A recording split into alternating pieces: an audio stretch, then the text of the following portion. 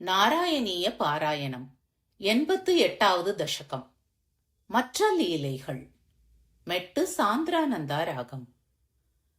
ಪ್ರಾಗೇವಾಚಾರ್ಯ ಪುತ್ರಾಕೃತಿ ನಿಶಮನಯಾ ಸ್ವೀಯ ಷಟ್ಸೂನು ವೀಕ್ಷಾಂ ಕಾಂಕ್ಷಂತ್ಯಾ ಮಾತುರುಕ್ತ್ಯಾ ಸುತಲ ಭುವಿ ಬಲಿಂ ಪ್ರಾಪ್ಯತೇನಾರ್ಚಿತಸ್ತ್ವಂ ಧಾತುಃಶಾಪಾತ್ ಹಿರಣ್ಯಾನ್ವಿತಕಶಿಪುಭವಾನ್ ಶೌರಿಜಾನ್ ಕಂಸಭಗ್ನಾನ್ ಆನೀಯೈನಾನ್ ಪ್ರದರ್ಶ್ಯ ಸ್ವಪದಮನಯಥಾ ಪೂರ್ವಪುತ್ರಾನ್ ಮರೀಚೇಹೇ. ಮೆಟ್ಟು ಕಲ್ಯತಾಂ ರಾಗಂ. ಶ್ರುತದೇವ ಇತಿ ಶ್ರುತಂ ದ್ವಿಜೇಂದ್ರಂ ಬಹುಲಾಶ್ವಂ ನೃಪತಿಂಚ ಭಕ್ತಿಪೂರ್ಣಂ ಯುಗಪತ್ವಮನುಗ್ರಹೀತು ಕಾಮೋ ಮಿಥಿಲಾಂ ಪ್ರಾಪಿತ ತಾಪಸೈ ಸಮೇತಃ. ಮೆಟ್ಟು ಮೋಕ್ಷಾಬ್ದಿ ರಾಗಂ. ಗಚ್ಚನ್ ದ್ವಿಮೂರ್ತಿರುಭಯೋರ್ಯುಗಪನ್ನಿಕೇತಂ ಏಕೇನ ಭೂರಿ ವಿಭವೈರ್ವಿಹಿತೋಪಚಾರಃ ಅನ್ಯೇನ ತದ್ದಿನ ಪೃದೈಶ್ಚ ಫಲೌದನಾದ್ಯೈಃ ತುಲ್ಯಂ ಪ್ರಸೇದಿತ ದತಾತ ಚ ಮುಕ್ತಿಮಾಭ್ಯಾಂ. ಮೆಟ್ಟು ಸಾಂದ್ರಾನಂದ ರಾಗಂ.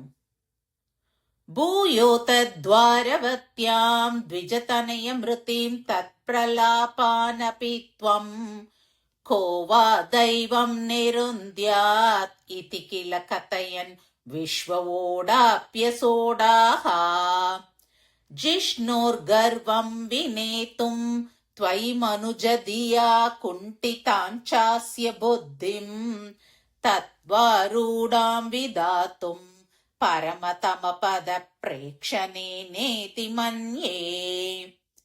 ನಷ್ಟ ಅಷ್ಟಾಸ್ಯ ಪುತ್ರಾಃ ಪುನರಪಿ ತವ ತೂಪೇಕ್ಷಯಾ ಕಷ್ಟವಾದಃ ಸ್ಪಷ್ಟೋ ಜಾತೋ ಜನಾನಾಂ ಅಥ ತದವಸರೆ ದ್ವಾರಕಾಮಾಪಪಾತ್ತಃ ಮೈತ್ರ್ಯಾ ತತ್ರೋಷಿತೋऽಸೌ ನವಮಸುತಮೃತೌ ವಿಪ್ರವರ್ಯ ಪ್ರರೋದಂ ಶ್ರುತ್ವಾ ಚಕ್ರೆ ಪ್ರತಿಜ್ಞಾಂ ಅನುಪಹೃತಸುತಃ ಸನ್ನಿವೇಕ್ಷ್ಯೆ ಕೃಶಾನುಂ ಮಾನೀಸತ್ವಾಮಪೃಷ್ಟ್ವಾ ದ್ವಿಜನಿಲಯ ಗತೋ ಬಾಣಜಾಲೈರ್ಮಹಾಸ್ತ್ರೈಃ ರುಂದಾನಸೂತಿಗೇಹಂ ಪುನರಪಿ ಸಹಸಾ ದೃಷ್ಟನಷ್ಟೇ ಕುಮಾರೇ ಯಾಂ ಯಾಮೈಂತ್ರೀಂ ತಥಾನ್ಯಾ ಸುರವರನಗರೀ ವಿದ್ಯೆಯಾ ಸಾಧ್ಯ ಸದ್ಯೋ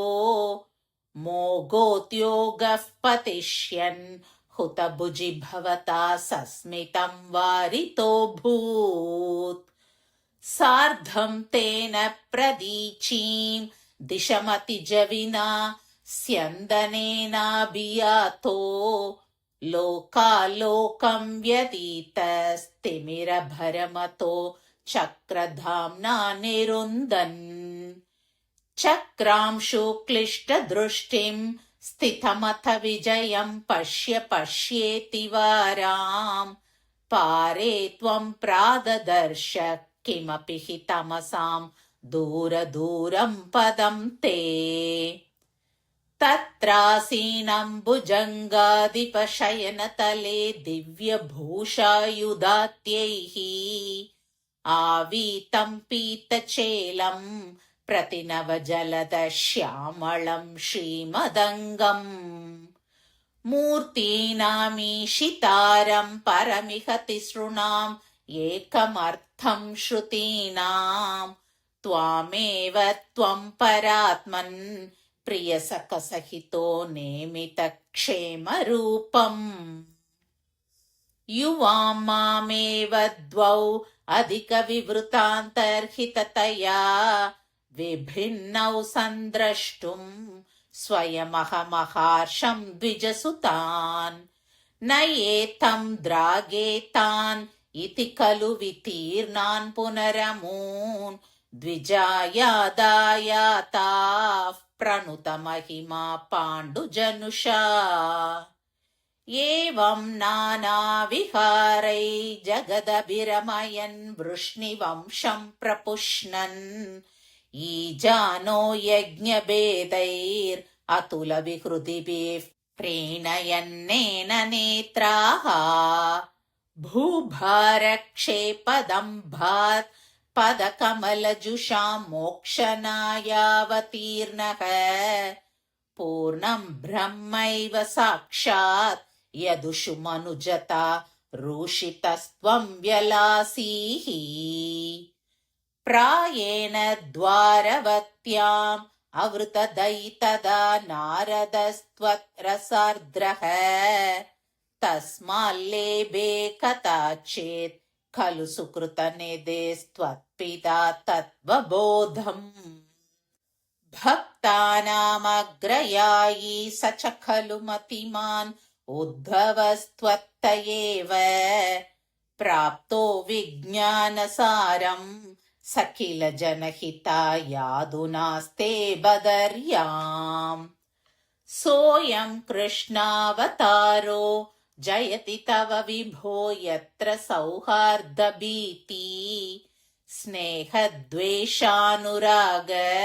प्रभृतिभिरतुलैराश्रमैर्योगभेदैः आर्तिं तीर्त्वा समस्ताम् अमृतपदमगुः सर्वतः सर्वलोकाः सत्वं विश्वार्तिशान्त्यै पवनपुरपते भक्तिपूर्त्यै च भूयाः